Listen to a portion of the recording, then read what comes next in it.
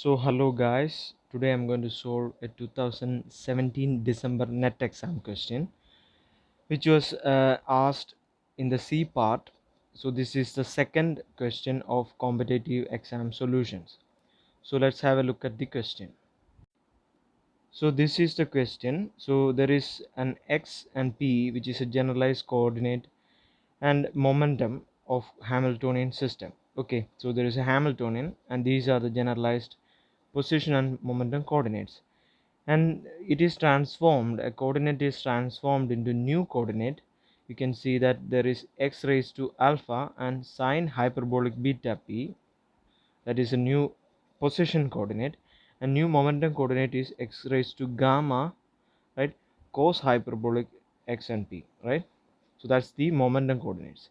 Now I need to find out what the where alpha, beta and gamma are constants. Okay, so I need to find out this the condition for a canonical transformation. So this has to be a canonical transformation, and what is the condition for alpha, beta and gamma? Okay, so the relation between alpha, beta and gamma is the question here. So let's do that. So how am I going to do that? So I have to first of all write down the x and p, like position and momentum coordinates, new coordinates. So let's do that. Let's write down those.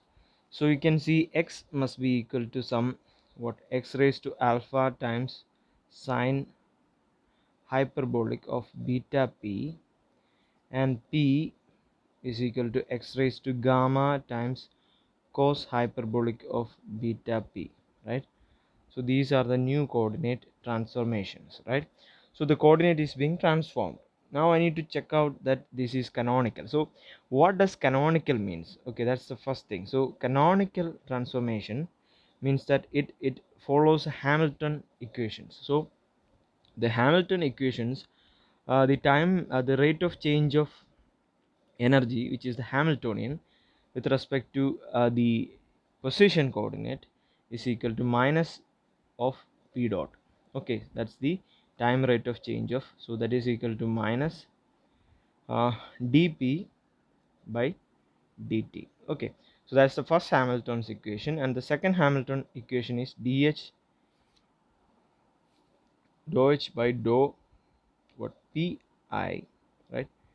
Pi, the rate of change of energy with respect to momentum changes, so that will be dq by dt, or so that is equal to q dot. So it has to follow the Hamilton's equations in order to be canonical. Okay, if its transformation is canonical when it follows the Hamilton's equation. So another easy way of understanding doing this problem is to say that Hamilton, if it is follows Hamilton's equation, then it is going to equate the Poisson's bracket. So new coordinates x and p, capital X and capital P, the Poisson bracket of that. Okay, the Poisson bracket with respect to small x and small p must be equal to 1.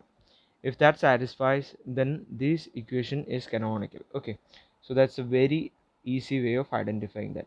So let's expand the Poisson bracket. Okay, so Poisson bracket, I'm going to do it here. So you can see x and p, Poisson bracket of small x and small p must be equal to, can be expanded as dou x of dou x small x times dou capital P of small p minus dou capital X of dou small p times dou capital P of dou small x. Okay, so this is the Poisson brackets expansion. Okay, so this must be equal to 1. This is the case. Okay, this is the case, this must be equal to 1. So let's do that. Let's do these equations. So you can put that as equal to dou x by dou small x will be in the first equation. You can see x and p here. So dou x by dou small x will be what, alpha times x raised to alpha minus 1, right, times the other thing is not dependent, so it's sine hyperbolic beta p, right. Okay, times the second component will be dou p by dou x, dou small p will be the second equation you have to simplify. So you get x raised to gamma times cos hyperbolic beta p. The derivative of that will be with respect to p will be what, sine hyperbolic beta p. Okay, so that will be that. So that's the first part, and the second part minus dou x by dou p will be the x raised to alpha times the cos, okay, hyperbolic of beta p times a beta, because the derivative of sine hyperbolic beta p is just cos beta p times beta times the second part dou p by dou x, right? So that is just gamma x raised to gamma minus 1, right, cos hyperbolic beta p. Okay, that will be that. So I just solved it. Now I need to simplify this. Okay, I need to simplify this whole equation to make sense out of it. So to simplify, you can say, you can take out the sine hyperbolic beta p outside, and x raised to, use a different color, x raised to gamma minus 1 and x raised to alpha minus 1 and x raised to gamma will be x raised to alpha plus gamma minus 1. Okay, so alpha, and there is an alpha here, okay, other thing, and then there is sine square hyperbolic beta p. Okay, so that's it. And the other thing will be, the next thing will be minus x raised to alpha is here, so x raised to alpha times x raised to alpha gamma minus 1, so it's x raised to alpha plus gamma minus 1 times beta, a beta is here, times cos square h hyperbolic beta p. Okay, that will be that. So we just simplified that into a simpler form. Now what I can do is I can take out the x raised to alpha plus gamma minus 1 outside, and you get alpha sine square hyperbolic beta p minus beta cos square hyperbolic beta p.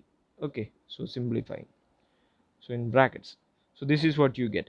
Now this must be equal to, the Poisson bracket must be equal to 1, right? So this must be equal to 1. You can see that this is of the first part, right? If you look at the first part, you can see, and there is a second part, so this must, the product must be equal to 1. So clearly you can say that this is a some fraction or exponential, so right, so it's, so the form some a raised to x, the first one, and the second one is some complicated trigonometrical part, it doesn't matter. So a raised to x doesn't mean it is a fraction, right? It cannot be 1 by 2 or 1 by 3 or anything like that. So it's actually a number, right?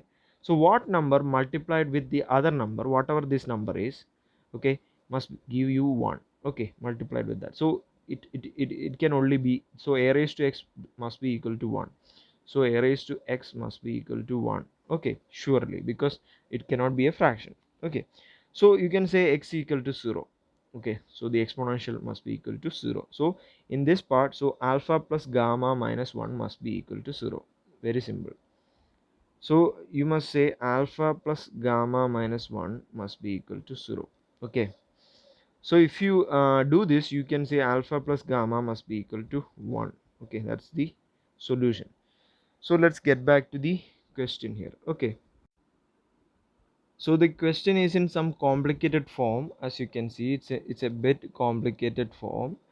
Now what I can do is that I can take out the first one and then simplify it. Do it, right? Do it straight away. So that's the best I can do right now. Okay, so alpha is equal to 1 by 2b. I have to do it individually, so I'm going to take the a part. If it satisfies, then it's the right answer. So let's do that. So let's look at the option A. So option A is alpha must be equal to what? Alpha must be equal to 1 by 2 beta times beta plus 1 and gamma is equal to 1 by 2 beta.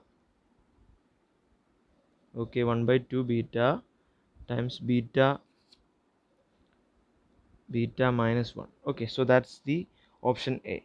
So now I can use that in the equation. So you get alpha plus gamma must be equal to 1, right? So you get 1 by 2 beta, which is alpha, times beta plus 1 plus 1 by 2 beta, right?